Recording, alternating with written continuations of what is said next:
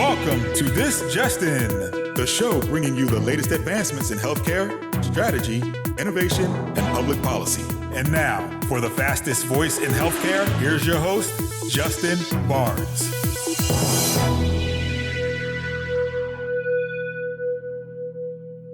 Thank you for tuning in and welcome to This Just In. I'm your host, Justin Barnes. In these segments, I'll bring you the latest advancements in healthcare, strategy, innovation, and public policy. As always, we're broadcasting from the This Just In studios on the Business Radio X network, as well as the Healthcare Now radio network. For this episode, my 234th episode, we have a very special first-time guest, Angela Benmassaoud, Vice President of People from Qure4U Health. Welcome to the show, Angela.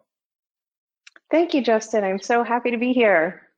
I'm excited for you to be here and get to know you a bit more, and also just share, your best practices and thoughts around human capital, people, strategy. It's been a pleasure to get to know you over the past, 4, 5, 6 months now. Yes, I can't believe how fast time has flown. It's been about 6 months already. Yeah, cool. Well, I enjoy the opportunity to always speak with you. So let's dive right in. So where'd you grow up?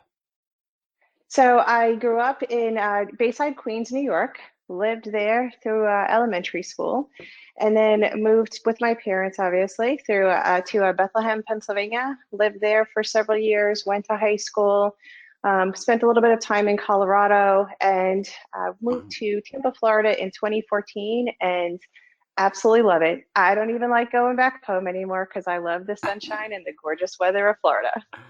I know, as you know, I'm in Florida part-time, but also live part-time in Georgia.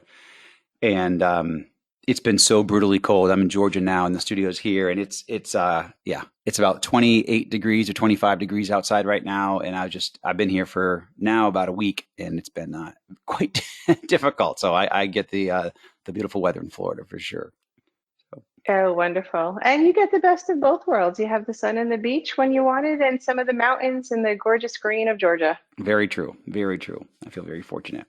So tell us about your passion for human capital and people. And before we dive in there, I have a deep respect for that position. It's about, I guess we were was one of the founders, early leaders of a company called Relay Health. And we hired a vice president of human capital. This is back in 98, 99 timeframe. And that was the first time I ever interacted with someone like that. And it was not HR. It was far beyond HR, because people and culture and where it's human capital is a key component, usually the most successful component of a business. Innovation is one thing, but without people, your innovation is not going to go very far, or certainly see its potential. So I was exposed very early on to that position, and it was so critical to my success even at a younger age and the success of my businesses. So I have a deep respect for what you do and what in your strategy. So we'll start off with that. But tell us about your passion. Well, thank you. I have had a passion for HR and people since childhood. My mother worked within human resources for Avon Corporation in New York City for many, many years. Funny story, I actually happened to go there as a child many times, and as an adult in one of my roles had the opportunity to go back there to actually pitch HRO services while I was with Wipro. So interesting how things really circle back. But as far as human capital and the areas that I'm very passionate about. So first off, you have to love what you do, and kind of as you hear my story and kind of how long I've been in HR. You have to be passionate about your work. And so I'm all about wanting to touch people's lives and really be passionate about seeing individuals' careers grow.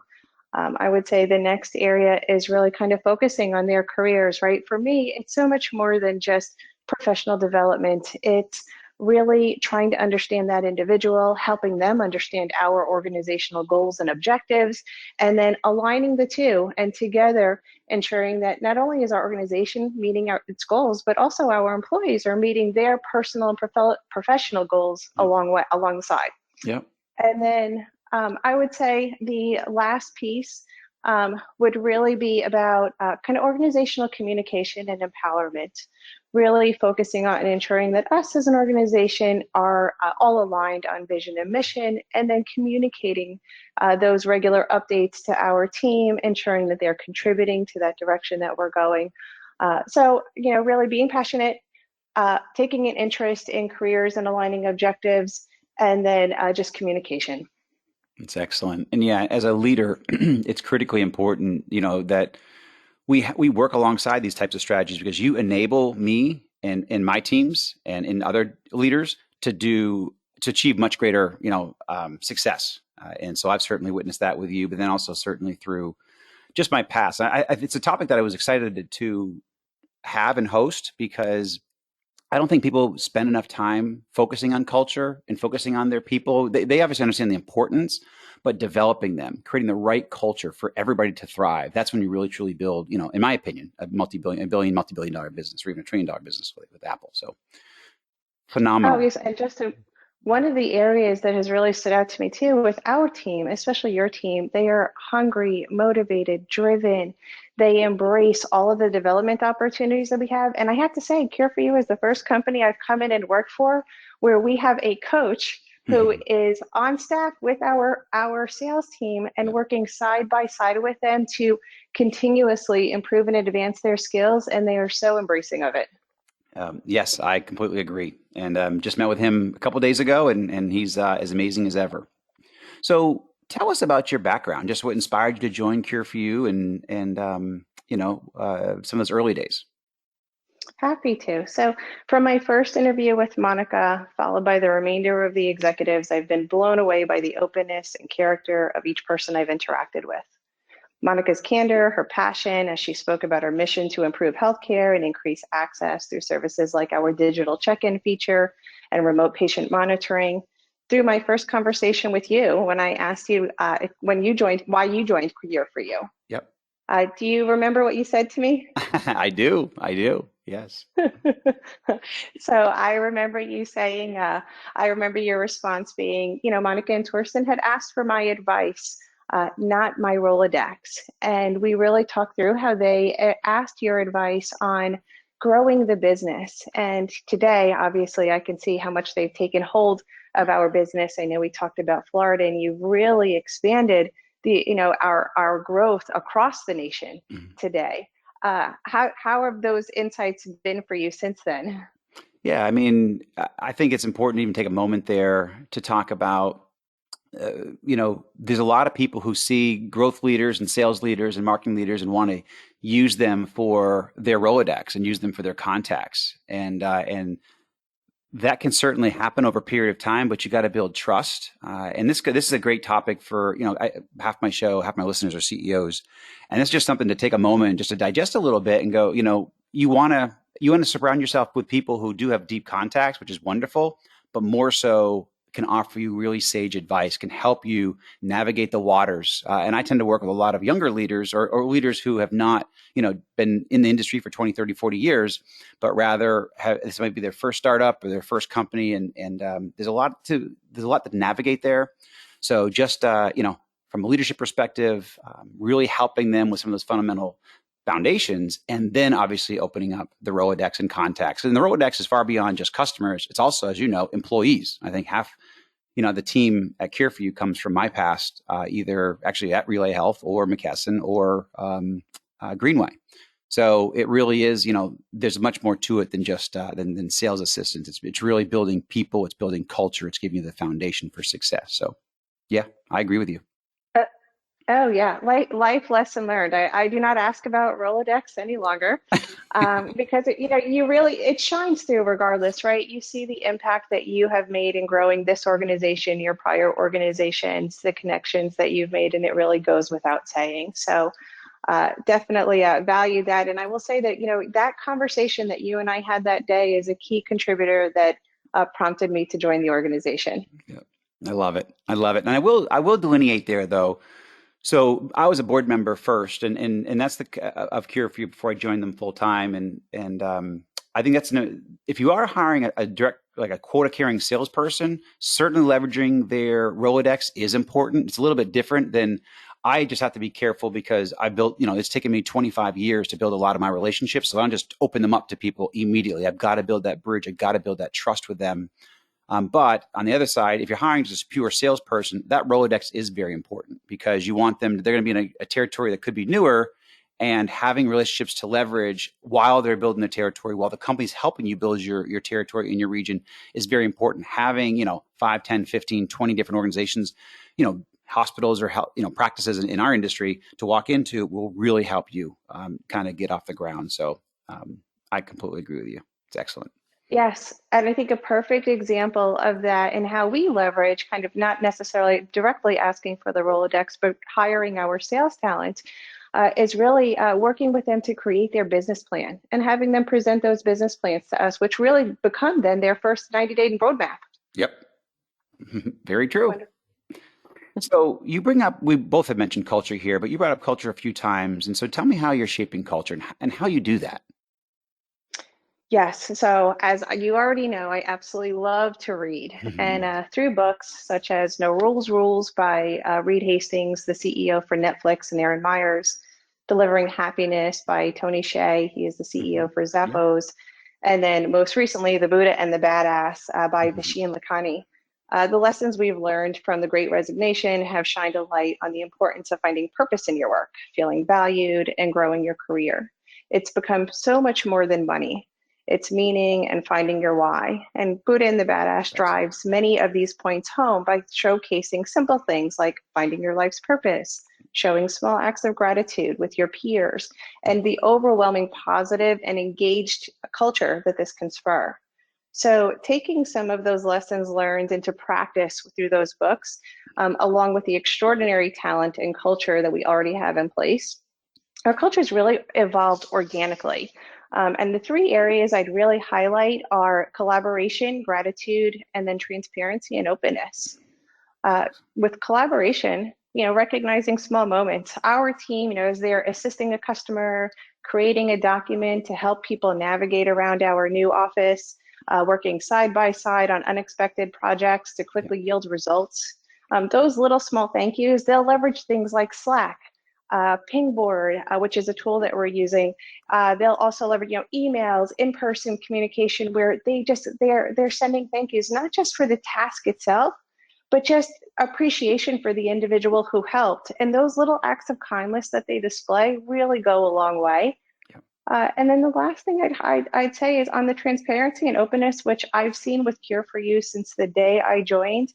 I remember coming in my first day, looking at our calendar, and I'm like, I can see everybody's calendar and what's on it. Justin's, Monica's, everyone's. And it really showcased just the openness and transparency in our org. We encourage candor, we share the good and the bad, and we really embrace that information to work together to overcome any obstacle. It's, in over 20 years of HR, the experiences and dynamics in our existing culture and what we're getting to evolve is unlike I've ever experienced. It's amazing. I love it. I love it. And that openness and transparency is a double-edged sword, because literally while we're recording on air right now, I have my team pinging me, texting me, going, I see that you're on the radio, but can you please answer this question? Because they can see my schedule. I do like it, but it's a double-edged sword at times. So, it's gracious. Yes, it is. I can never escape. But I love it. And I completely agree. Actually, I live my whole life around collaboration. I'm very fortunate and blessed because of, collaborative strategies and having a grateful attitude and living life, with gratitude in every instance, even the bad. I mean, it's easy to have gratitude when things are going well, but being appreciative, even when things are not going well, and being grateful for what you have and looking at the positive side, and obviously transparency and openness is a key to relationships. It's a key to success. It's a key to happiness. It's a key to building trust. So, phenomenal. So we've heard a lot about the Great Resignation in 2021. I've read a few articles on it. You've shared a couple as well, and I know that you dove into it quite a bit just to make sure we navigate it successfully. But how do you manage to have, the best retention rate at Qure4U? Definitely the existing culture that I have walked into has just been amazing to work with. And so I would say kind of taking that to the next level, we've really been focusing on engaging our talent. So 2020 was a year of reflection for many. And life is just too short to spend time in a role that you're dissatisfied with or a toxic work environment that lacks engagement and appreciation, which, we've seen many folks come from.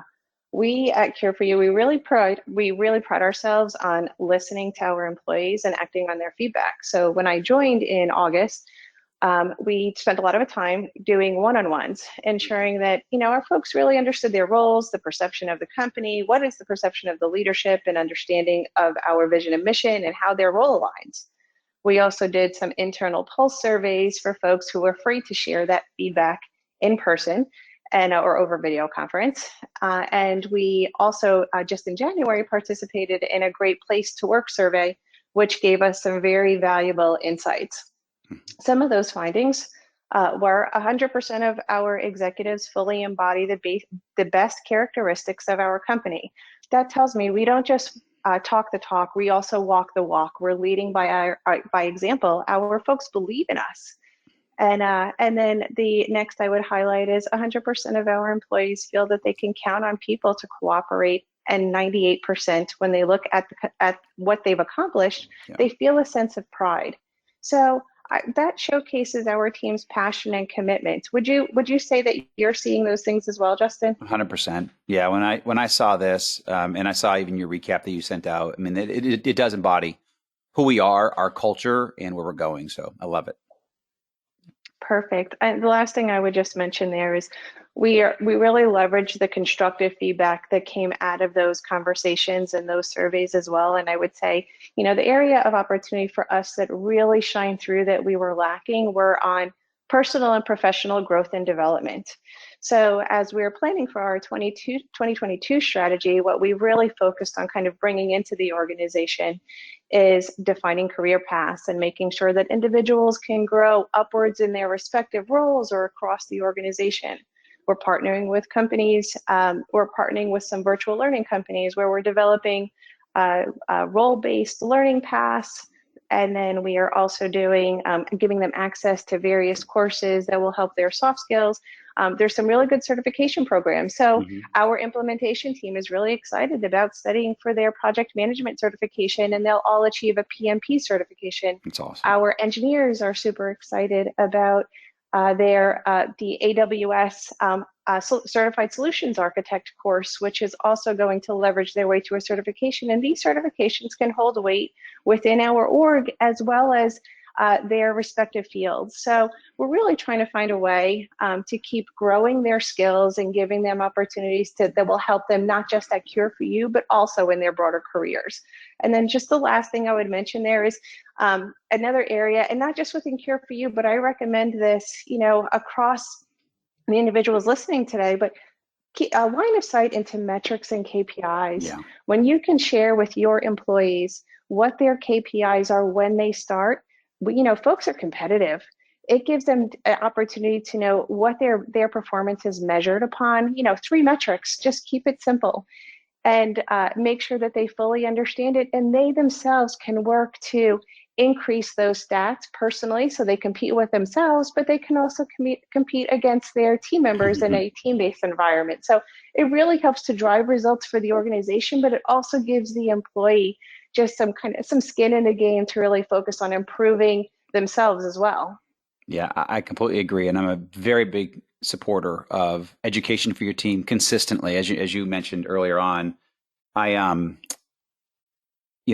always had someone supporting the growth team from a standpoint of education. You brought up, the sales coach, and I've always had one for the last, 15 years or so in my different various businesses, where I always have somebody helping the growth team with best practices, staying sharp.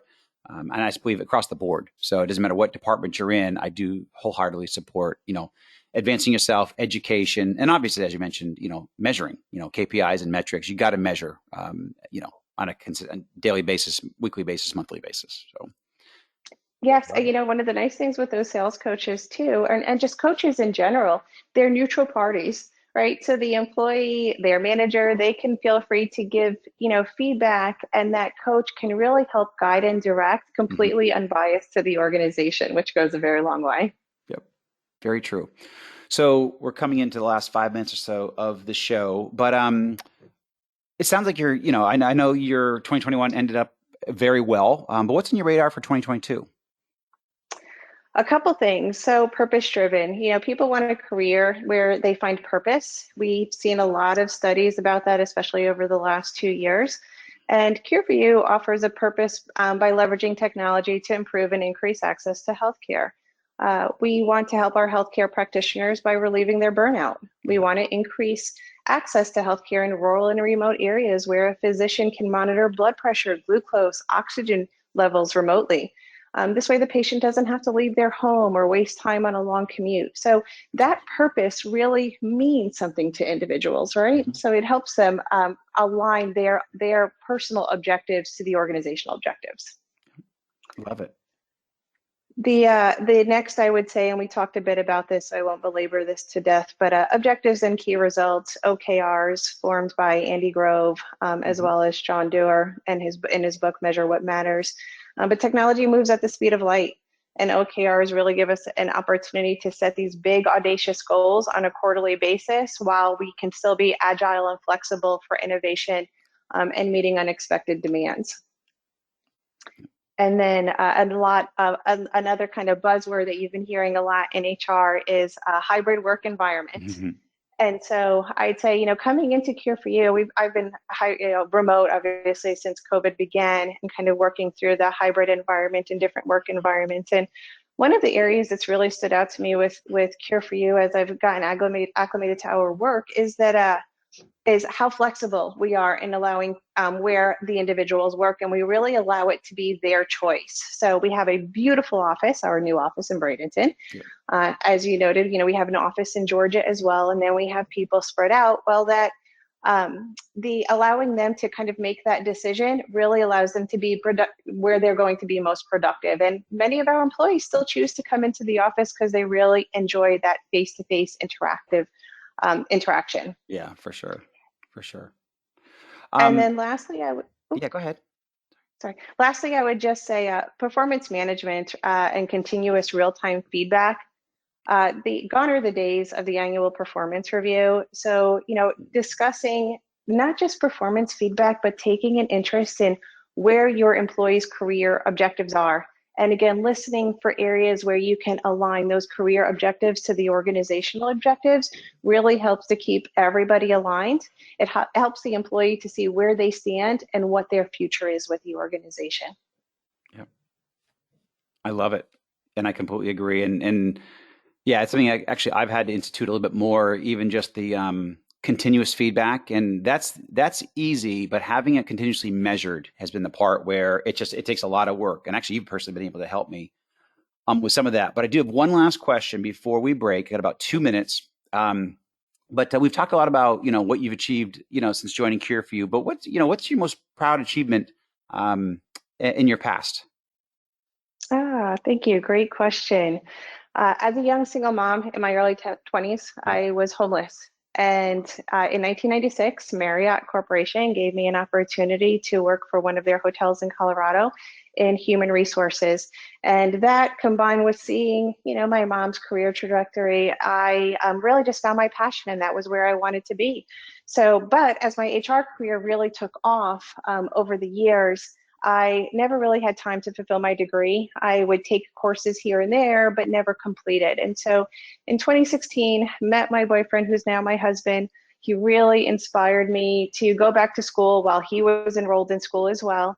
And I'm really pleased to say in 2019, I achieved my AA in business. In 2021, I completed my bachelor's degree. Congratulations. And I am currently, thank you, I'm currently pursuing my MBA, determined to complete that by the end of December. So I'm very focused there. And then just the last thing I want to mention from a kind of my focus for Qure4U, or one of my objectives here, is it's been a life dream of mine to achieve Fortune's top 100 list. And working for a company that has such an amazing and engaged culture, I feel like this goal will definitely be reality in the next few years. Our leadership embraces its people, our employees, its practitioners, our patients, and I have full confidence we're going to get there.